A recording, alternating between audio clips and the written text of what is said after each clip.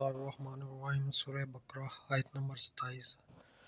ہاں، اللہ اس سے ہرگز نہیں شرماتا کہ مچھر یا اس سے بھی حقیر تر کسی چیز کی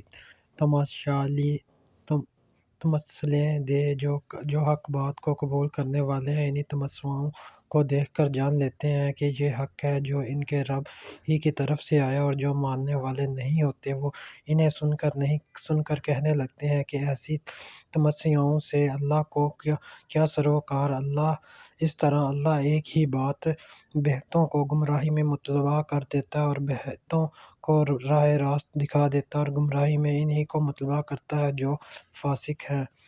اس چینل کو زیادہ سے زیادہ سبسکرائب کریں، لوگوں تک شیئر کریں تاکہ اللہ پاک اس کے ذریعے آپ کی مغفرت فرمائے۔ سورہ بقرہ آیت نمبر 28۔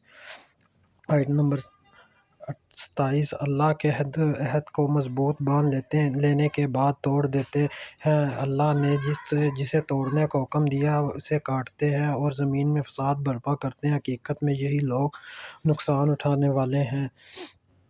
تم اللہ کے ساتھ کفر کا رویہ کیسے اختیار کرتے ہو، حالانکہ تم بے جان جانتے ہو کہ اس نے تم کو زندگی عطا کی ہے، پھر وہی تمہاری جان سلب کرے گا اور پھر وہی تمہیں دوبارہ زندگی عطا کرے گا، پھر اس کی طرف تمہیں پلٹ کر جانا ہے۔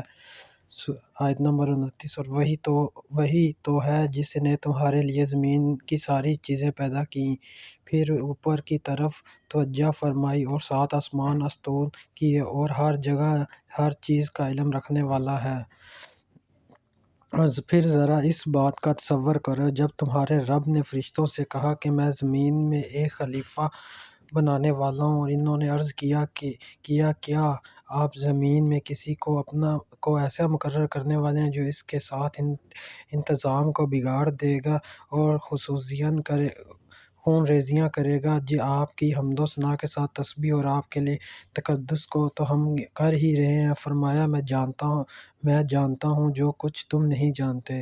اللہ پاک ہمیں اس پر عمل کرنے کی توفیق عطا فرمائے۔ اس چینل کو زیادہ سے زیادہ سبسکرائب کریں، لوگوں تک شیئر کریں تاکہ اللہ پاک اس کے صدقے ہماری مغفرت فرمائے۔ آمین۔ جزاک خیر۔